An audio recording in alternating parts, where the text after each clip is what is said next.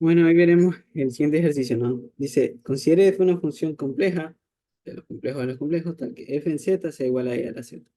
Dice, la imagen de f bajo el conjunto del conjunto de complejos cuya parte real es negativa y la imagen de f en el conjunto de, mejor dicho, decir la imagen del conjunto de complejos cuya parte imaginaria es tal que su valor absoluto es menor que pi cuartos. En realidad aquí puedo decir módulo valor absoluto, porque la parte imaginaria es un número, es una escala real, ¿no? Se escribe i por la parte imaginaria. Entonces la parte imaginaria en realidad es un real. Por lo tanto aquí puedo decir módulo valor absoluto, es indiferente. Ya, ahora, eh, para este caso vamos a estudiar un poquito la función e a la z, ¿no? Ya. Recordemos que esta función es una función sobreyectiva. Ya que si tenemos un W complejo, podemos tomar Z como el logaritmo natural del valor absoluto de W, perdón, aquí sí la norma de W o módulo de W, más I veces el argumento de W más 2nπ. Y en ese caso, ¿qué pasa si hacemos eso? Al tener e a la z va a ser e elevado a este número, que es e elevado al logaritmo natural del módulo de W por e a la I veces todo esto de acá. Eso es E al logaritmo natural del módulo W, es claramente el módulo W. Nos queda módulo W por esta cantidad. Pero E a la I teta se define como el coseno de lo que esté acompañando a la I en el exponente, ¿no? Seno del argumento W más 2nπ más I veces el seno de lo mismo. Pero como el coseno y el seno son ambas funciones periódicas de periodo pi, perdón, de periodo 2pi, entonces al hacer esta traslación de 2nπ y 2nπ, en realidad es como si no lo hiciésemos. En realidad esto es igual al coseno del argumento W y veces el seno del argumento W. ¿Pero esto qué es? Esto es e a la i por el argumento W. Es decir, nos queda el módulo W por e a la i argumento W. ¿Pero esto es qué? Esto es W. ¿Ya? Entonces estamos viendo que como W fue un complejo arbitrario, estamos viendo que siempre podemos conseguir un Z tal que E a la Z sea W. Es decir, hemos probado que esta función es en cierto sentido sobreyectiva. ¿Ya? Eh, ya. Ahora, habiendo hecho esto, vamos a ver otra cosa interesante. Resulta que este conjunto, es decir, el conjunto de números con la forma de Nantes, es la única familia de soluciones para E a la Z igual a W. ¿Ya? ¿Por qué? Porque si Z1 tiene esta forma y Z2 y W es igual a E a la Z1, pero también E a la Z2, esto pasa únicamente si la diferencia entre ambos es un múltiplo de 2pi, por la manera en que está definida la exponencial compleja. Pero en ese caso Z2 sería Z1 más 2rpi, que reemplazando a Z1 sería el logaritmo natural del módulo W más I veces el argumento W más 2mpi más 2rpi. Expresión la cual puede factorizarse como logaritmo natural de W más I veces el argumento de W más 2 por M más R pi. Y vemos que esto sigue perteneciendo a la misma familia. Entonces, resulta que esas soluciones son las únicas posibles, salvo múltiplos enteros de 2pi. Son las únicas eh, soluciones posibles para la ecuación de la forma E a la Z igual a W.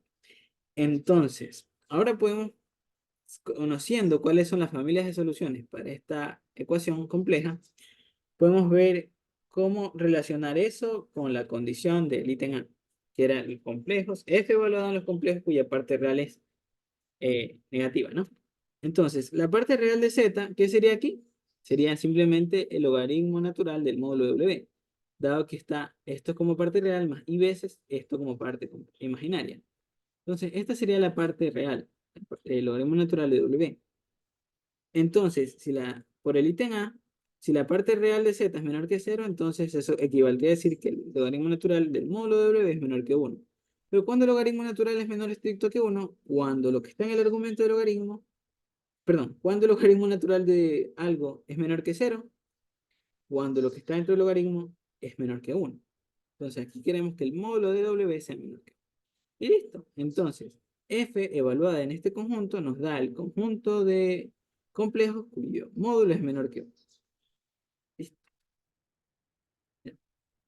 Entonces, eso es lo que se tiene aquí, ¿no? Ya.